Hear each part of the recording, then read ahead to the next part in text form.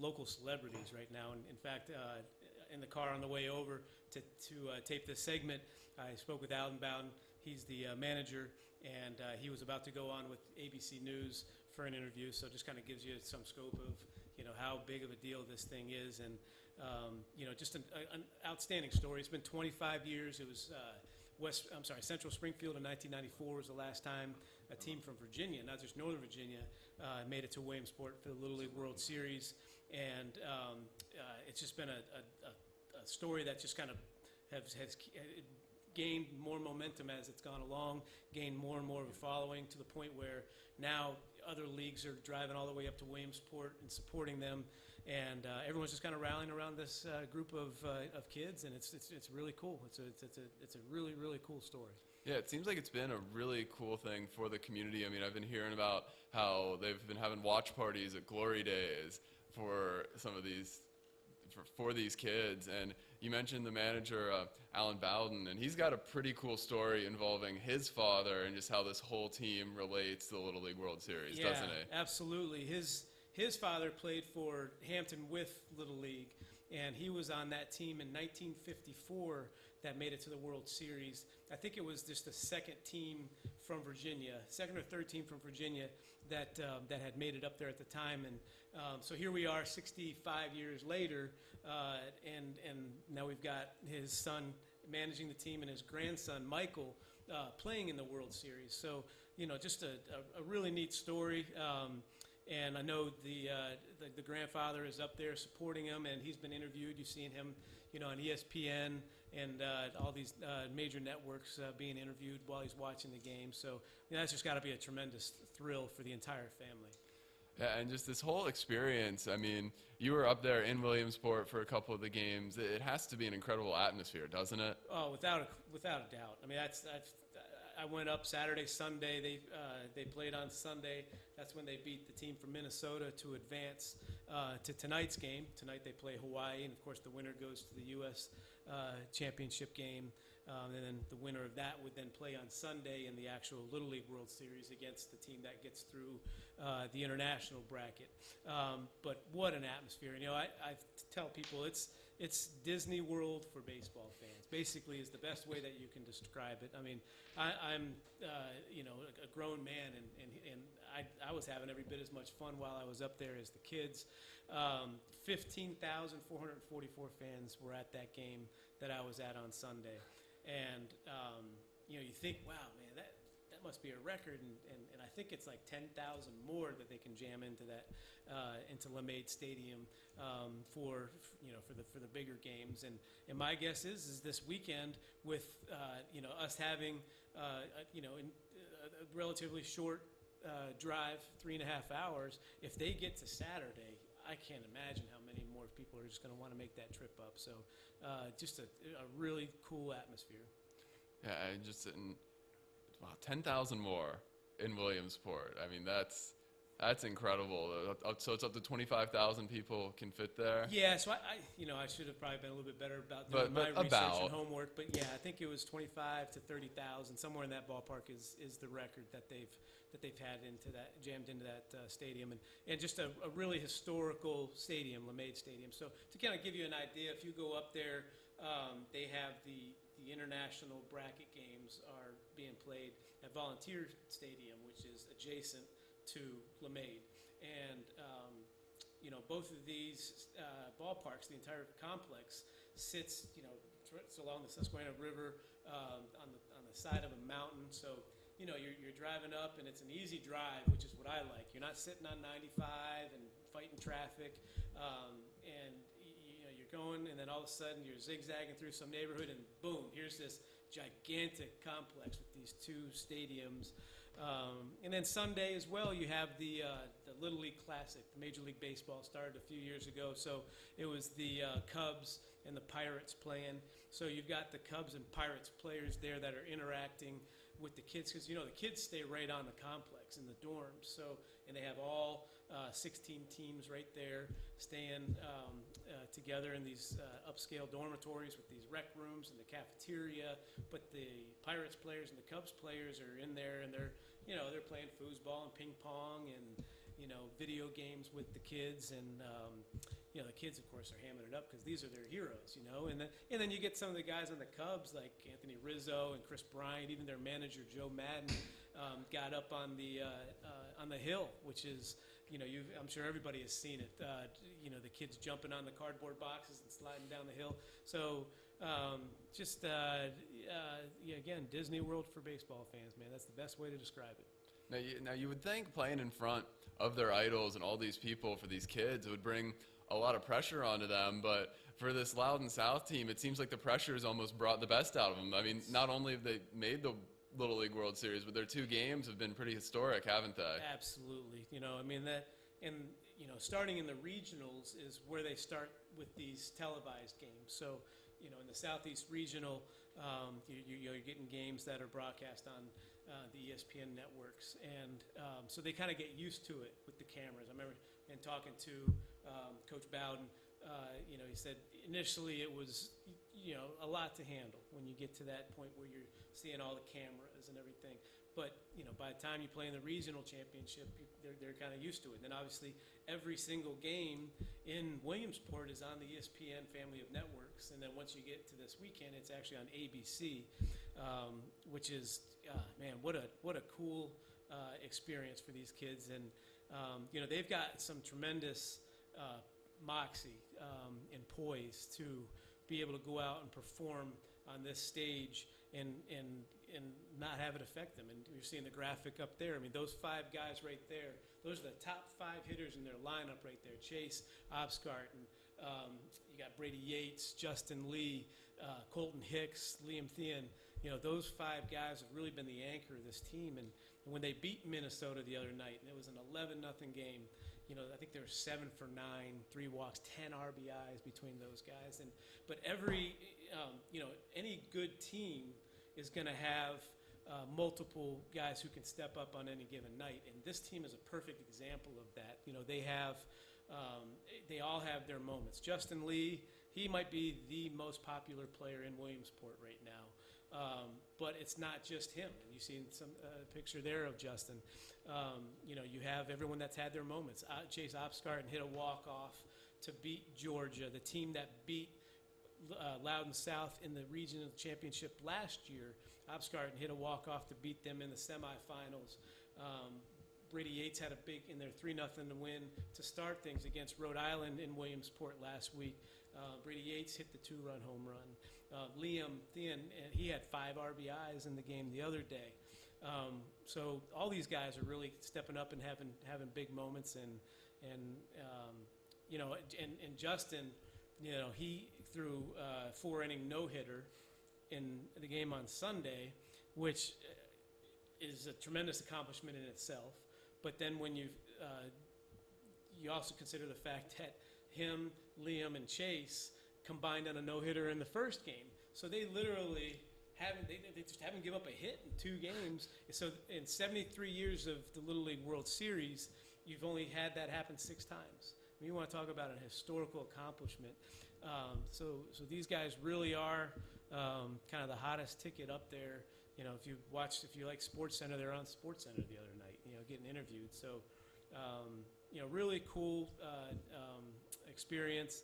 And, another point that Coach Bowden made to me and on the ride over here when I was talking to him is these kids, when they started practicing, so the Little League, the All-Star process was all starting while they were still in school in June.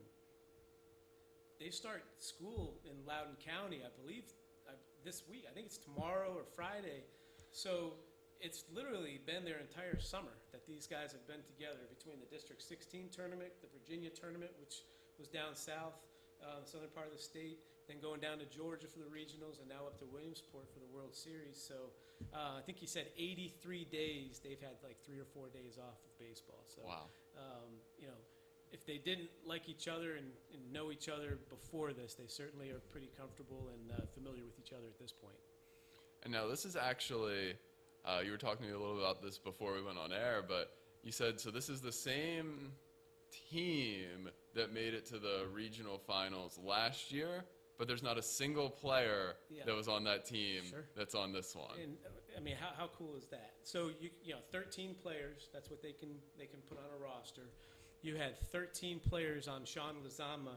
He was the manager of last year's team that went 14-2, and their only 2 losses were to Georgia. And so it's a double elimination tournament, and Georgia got them twice. And then of course Georgia went on to the Little League World Series, made it to the U.S. Championship game. They lost to the team from Honolulu, who ended up beating, I believe it was Japan, to win the Little League World Series last year. But I think that that may have served as some motivation for these kids this year. You know, I mean, not only are they, you know, wanting to do it for themselves, but there was some redemption factor, and I think that they were pretty excited that Peachtree City from Georgia got back to that point, because you know they wanted to get after him after what happened last year. And, you know, Brady Yates, his older brother, was a major part of that team last year, so I know he was down there supporting him as well, and that's got to be pretty cool, though. Little brother had your back like that and got you over the hump. Yeah, it's just such an just cool story all around about how the community's really has completely come together around this team. But we've used the word historic a couple times, and I just want you to give us some context into just how historic this run is for the state of Virginia and how rare it is that we get to watch a team like this. Sure, absolutely. You know, they, you know, we said 25 years, you know, it's a quarter of a century since Central Springfield made it. And they had a lot, teams from Virginia had gotten to the Southeast Region Championship game 5 times since then and lost every time, including the Loudoun South team last year. So, you know, that gives you some perspective as well. But, you know, Virginia has gone up there and hasn't had a ton of success over the years. I think coming into, in fact, I know, not I think, coming into this tournament, Virginia teams were 8-12 in their trips up there over the previous 72 years. So now you've got this team that's already 2-0 and is 1 win from just becoming the 3rd team to make it to the U.S. Championship game. I think it was 1976 Tuckahoe, which is out of Richmond, and then that Central Springfield team. Those are the only 2 teams that have made it that far. And granted, the format of the Little League World Series has changed over the years. Initially, you know, there wasn't the international side of the bracket. In fact, initially, even after they brought international teams into it, it was still for a little while a single elimination format. So I mean, imagine you bring teams from Asia, from the Caribbean, from Europe, and a lot of times they're one and done, you know. And I think they may have given them some consolation games, but from the actual tournament standpoint, it was a single elimination tournament. So that, I think, gives you some historical perception. And you know, and talking to some other reporters up there, some people around Little League baseball, and then just kind of being the baseball nerd that I am, doing my own research, these guys got a legitimate shot to go and win this thing. I mean, I tell you, that team they're going to play tonight from Hawaii is good. That Japanese team on the other side, I think they've outscored their first 2 opponents 27-0, is really good. So it's not going to be an easy task. But, you know, just from talking to Coach Bowden several times, you know, I mean, he keeps reiterating, you know, how he wants his players to enjoy it and how they, you know, they feel fortunate. You know, obviously they're good. You have to be good, but sometimes you have to be lucky. And they've just had all these things that have fallen into place. And I think he has a great approach to this, and how, you know, he's a lawyer, so he's kind of got that, you know, presence to him, that demeanor. Even if you hear it when he's mic'd up on ESPN and how he talks to the kids. And I think that he's really been a calming influence with these guys, and has helped them when they see the cameras come on and they're on national television and they're playing in these big games. And he said it a couple times. He's like, you know, every single game that we play is now the biggest game of your life. That being said, you know, I want you to take everything in and enjoy it as well. So I think in some aspects he's done a great job of kind of whether it's serving, you know, distracting the kids, or just actually taking the pressure off them. And I mean, he is the definition of a manager. You know, that's why I refer him to a manager. I think that's what their official title is with these. They're managers, they're not head coaches, and there is a difference. And he's had to manage them, and he's done a tremendous job. So, talking a little bit about the game tonight, you mentioned a little bit. Would you say they're favorites, underdogs, or pretty 50-50 against this Hawaii team, in your opinion? And that's tough. And I talked to Alan, I talked to Brian Triplett. He's one of the assistant coaches. Tripp played at George. He was at Lake Braddock, George Mason, so I've known him for years. And he's like, you dig through Game Changer, you watch film, you do what you can, but until you actually, lace them up and get on the field with the team, it's kind of tough. And even Liam Thien in the press conference after the game on Sunday, I was impressed just with his answer to a couple questions when he said, every single game we come into, we don't know, if we're better, if that team's better. So I know I'm giving you a long-winded answer to a simple question. I think it's just tough to tell. I will say this, if you just on paper, if you look at results and I think the Hawaiian team's hitting the shade over 300 since the beginning of regionals. So they're 4 regional games and 2 World Series games, whereas Loudon South is hitting like 430 something as a team. Loudon South, they've been pummeling some teams and throwing up all sorts of gaudy offensive numbers. Justin Lee is. You want to talk about some numbers? He's hitting 617, 15 home runs in 20 games. But you got some of these other guys that Chase has hit 10 home runs, and so if you look on paper, you think, well, Loudon South might be the favorite. They're beating teams by a wider margin, but until you actually get out there on the field in this on this stage, I think it's tough to tell. And the other thing with the Hawaiians is they beat the team, the Honolulu team that won the Little League World Series last year. That's who Central East Maui, who's the Little League that Loudon South is playing tonight, they beat them in their state final, and they had to do it in a playback. So Honolulu, it's a double elimination state tournament. Honolulu beat them, and they had to, Central East Maui had to come back and then beat the Honolulu. So I think that tells you that there's some pretty good makeup with this Hawaiian team as well. And then just finally, for anyone that's going to watch the game tonight, what do you think are some of the things they should just, keep an eye out for? What do you think are kind of the highlights of this team for anyone that maybe hasn't watched them on the run yet? Yeah. That if someone's going to tune in tonight, what are the can't miss aspects? Well, Justin Lee is going to get the ball again, so it'll actually be 3 games in a row that he's going to be the starting pitcher. But because of how good Bowden and his coaching staff have been with managing the pitch counts, because everything with Little League and all the way through high school, it's based on your pitch count to keep kids eligible. But they got Justin out at the 35 pitch threshold in their game on Friday so that he could come back on Sunday. And then he was efficient, even with 6 strikeouts and 4 innings, he was efficient to stay going into his last batter under the 50 pitch threshold that kept him eligible to now pitch tonight. So keep an eye on, what his workload is. My guess is they're going to throw some different looks at Hawaii. They'll go with Justin. Liam Thien is the lefty. I tell you, Brady Yates is a really good pitcher. And just because of how good Liam and Justin have been, they haven't really had to throw him. So, I wouldn't be surprised if we maybe see him. The thing that you have to take into account from a pitching standpoint, though, is if you lose tonight, whoever loses this game has to play tomorrow, and then they're going to play whoever's come through the losers bracket tomorrow, and the winner of that game will then play the winner of tonight's game on Saturday for the U.S. final. So, while obviously you focus just on this game, you control what you can control, you do what you can to win that game that's in front of you. I think in the back of your mind, you get later into the game, you do have to kind of consider, okay, we want to make sure that we keep some arms available for tomorrow that are going to help us win in a potential elimination game. All right. Well, it's been an incredible run for the Loudon South Little League team.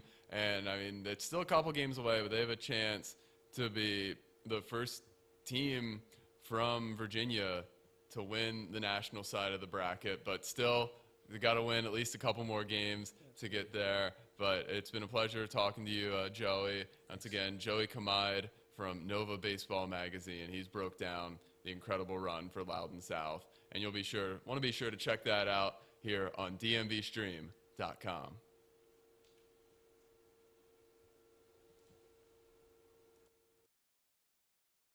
This content is brought to you by Dental Associates.